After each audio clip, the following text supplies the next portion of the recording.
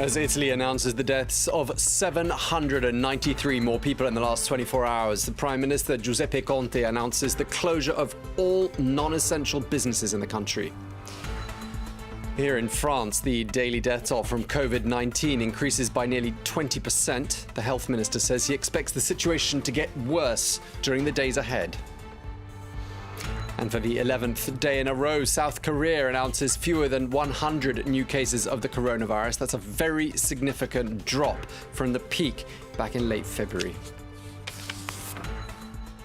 Welcome back to the France 24 newsroom in Paris. I'm Tom Burgess-Watson. Thank you very much indeed for joining us. First, once again, there was shock and disbelief around the world on Saturday evening when Italy announced another record increase in the number of deaths from the coronavirus in a single day. Well, the deaths of 793 people were reported in the preceding 24-hour period.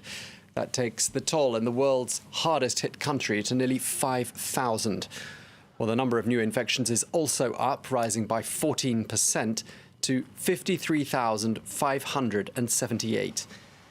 Well, the northern region of Lombardy, which surrounds the commercial capital Milan, is the worst affected area.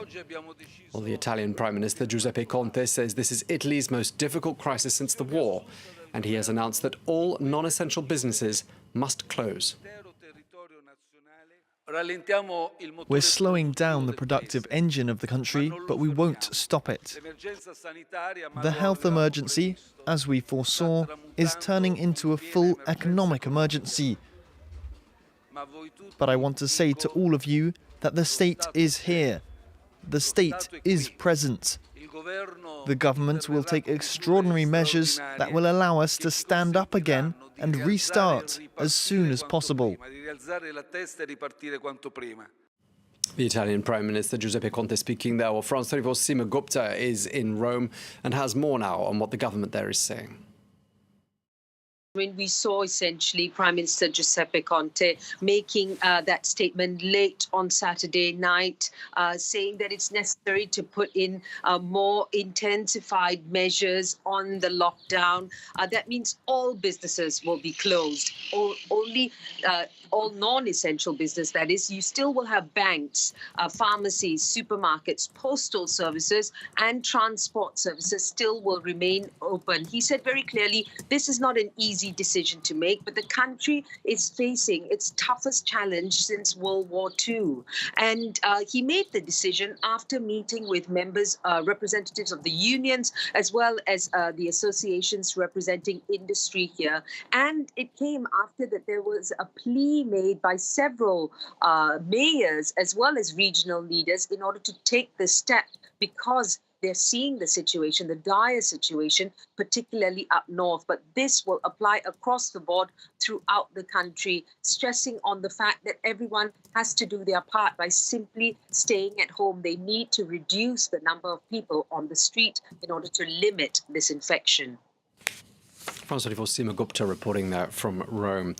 Well, France has been in lockdown since midday on Tuesday, with excursions from the home limited to buying food, visiting the doctor, walking the dog or going for a jog. Well, more than 14,000 people have been infected with the virus here in France.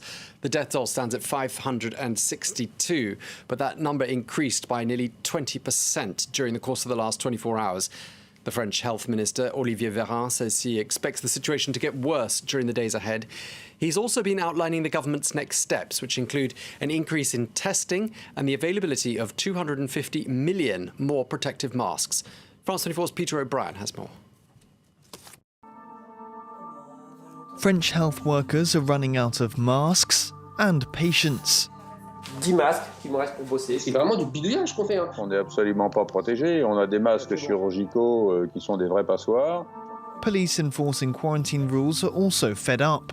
On est en guerre et on envoie les soignants et les flics comme de la chair à canon aujourd'hui. Et ça, c'est inacceptable.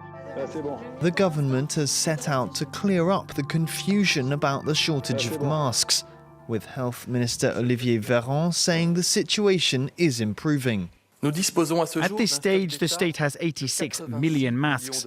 We're predicting that the country will need 24 million masks per week. I can announce that we have made several orders totaling more than 250 million masks, which will be delivered over the next few weeks. Doctors, nurses and chemists will eventually be provided with 18 masks a week. Home carers 9 per week, and 500,000 a day will be distributed to nursing homes around the country. The government's Scientific Council for the Coronavirus is still mulling over the provision of masks for law enforcement and other professions, and as yet they won't be provided to the general public. Well, in one of the clusters of infections in the east of France, doctors are warning that the healthcare system is close to breaking point. Well, in the city of Mulhouse, the French army is setting up a field hospital which will provide 30 extra intensive care beds. France 24's James Vecina tells us more. Setting up tents in the hospital car park, France's army has been called in to help one of the country's regions worst affected by the coronavirus. With no beds left in intensive care, hospitals in the eastern city of Mulhouse are struggling to find space to admit new patients. The army's tents are normally used to carry out emergency operations in the fields, but by next week they'll be turned into a makeshift hospital, complete with 30 intensive care units. France's army is already well involved in the fight against the coronavirus. Earlier on Wednesday, an Airbus A330 was turned into a health centre, ready to fly patients from Mulhouse to hospitals with free beds elsewhere in the country. Meanwhile, in the southern port of Toulon, troops have revamped a helicopter carrier, equipping it with an operating room, a medical laboratory and a dozen beds. Supplies are now being delivered as health workers prepare to board. They'll be evacuating patients from the islands of Corsica to hospitals on the mainland. Well, after Italy, Spain is experiencing the second worst outbreak of the virus here in Europe. And despite a lockdown, which has been in place for a week now, the death toll jumped by more than 300 on Saturday. The Spanish government says it's doing everything it can to combat the pandemic, but it's warning that the worst is yet to come. France 24's Peter O'Brien tells us more. In the intensive care wards in Madrid, patients with the most chance of surviving are given priority. Some nurses are at their wits' end. Por favor, todos los familiares que estén tranquilos, que los estamos cuidando con mucho amor y con mucho cariño. Por favor, confíen en nosotros. More than 5 weeks after its first death from the coronavirus, the epidemic is still on the rise in Spain. On Saturday, the country reported an increase of almost a third in fatalities, a trend which isn't over yet. Todavía deberemos recibir el impacto de la ola más dura, más dañina, que pondrá al límite todas nuestras capacidades materiales y morales. The government is pouring yet more resources into the fight. 50,000 more health workers, 14,000 of whom are coming out of retirement, more than 1 million masks, and hundreds of millions of tests. The army's been deployed to disinfect train stations and airports and provide aid to sick people. For more than a week now, Spanish people have only been allowed out for strict necessities. Well, for the 11th day in a row, the authorities in South Korea have announced fewer than 100 new cases of the coronavirus, which is a significant drop compared to the more than 900 daily cases at the peak back in late February. Well, the death toll in the country remains unchanged at 104. Well, of the new cases, roughly half were in the city of Daegu. Well, South Korea has been credited with taking rapid action to contain COVID-19, including a program of mass testing. Well, earlier on, we spoke to Professor Christophe Gaudin at the Kook-min University in Seoul, who told us more about how the pandemic has been handled there. If you factor all of the deaths that have occurred in Korea, it's below the number of fatalities that took place in France yesterday alone. So there are, in my opinion, two kinds of reasons to consider here, to take into account. First, they obviously have to do with political decisions, with the way Korea has been able to prepare itself in advance to be able to mobilize the resources necessary to face the epidemic on the one hand, and on the other hand, it also has to do with a more cultural kind of reasoning you need to take into account here. The fact that these measures decided by the government, they've been overwhelmingly backed by the population, and they've been implemented quite transparently, in contrast with, for instance, the less than transparent way, to say the least, things have taken place in China. So some of the reasons are political. They have to do with a preparation that took place far ahead, and others are cultural, more related to the collective intelligence, this extremely powerful feeling of belonging that is peculiar to Asian societies. The latest there on the battle in South Korea to contain COVID-19. Well, in the Gaza Strip, the health ministry confirmed the first 2 cases of coronavirus this morning, and that sparked fears of a potential outbreak in the overcrowded Palestinian territory. Well, the 2 people who tested positive had just returned from a trip to Pakistan. Well, since the militant group Hamas took over in 2007, both Israel and Egypt have imposed severe restrictions on Gaza, meaning that the territory is mostly cut off from the rest of the world. Well, to the sound of air raid sirens, a 3-day nationwide curfew began in Jordan on Saturday. The authorities there have ordered all shops to close and for people to stay off the streets until at least Tuesday, when specific times for shopping will be announced. Well, the number of confirmed cases of COVID-19 in the kingdom now stands at 99. France 24's Yuka Royer tells us more. With the sound of sirens echoing across towns, Jordan went into total lockdown on Saturday morning. A round-the-clock curfew nationwide means people are banned from moving except for emergencies. Non-compliance will not be tolerated. Anyone who violates the provisions of this order and the measures issued by the Prime Minister and the Minister of Defence shall be liable to immediate imprisonment for a period not exceeding 1 year. Even food stores are shut down.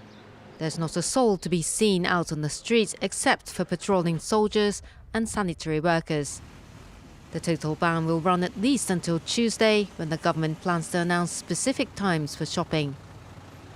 Although Jordan has far fewer confirmed cases than others in the region, like Iran or Saudi Arabia, the kingdom is taking some of the strictest measures aimed at curbing the spread of the virus.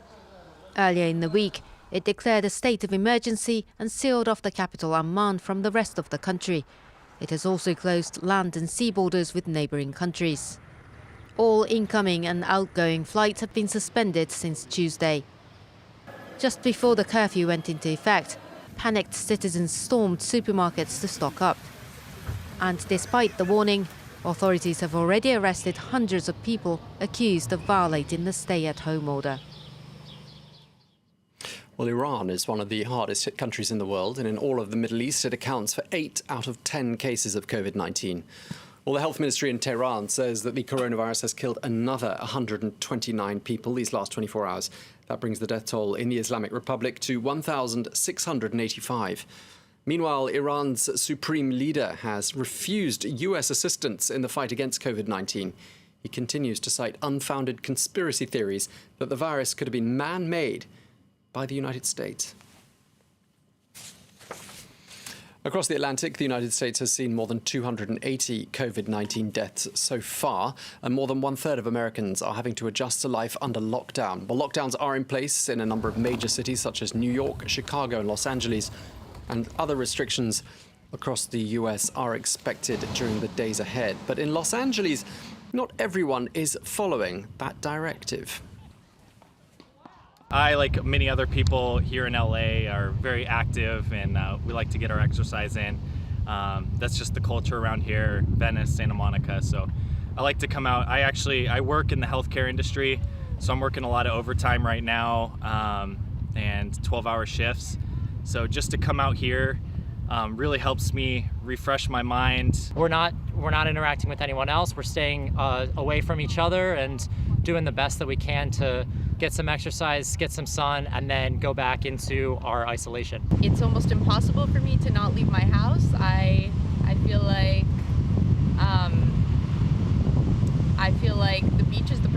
to come to because I don't need to be close to anybody. Well, another cause for concern there in the US is the health situation in the country's overcrowded prisons and the fact that an outbreak could very easily spread in that kind of an environment. Well, in jails in the New York area, at least 38 people have tested positive for coronavirus. More than 2.2 million people are behind bars right across the US. That's more than anywhere else in the world. And finally, a number of people were injured in the Croatian capital this Sunday morning when a powerful earthquake struck, causing panic and sending hundreds of people outdoors. Well, several buildings, including the city's cathedral, are reported to have been damaged and vehicles have been covered in rubble. Well, the epicenter of that 5.3 magnitude quake was 7 kilometers north of Zagreb. Well, the city is currently in partial lockdown because of the coronavirus. Well, that brings us up to date with the world news. Thank you for watching. Stay tuned to France 24.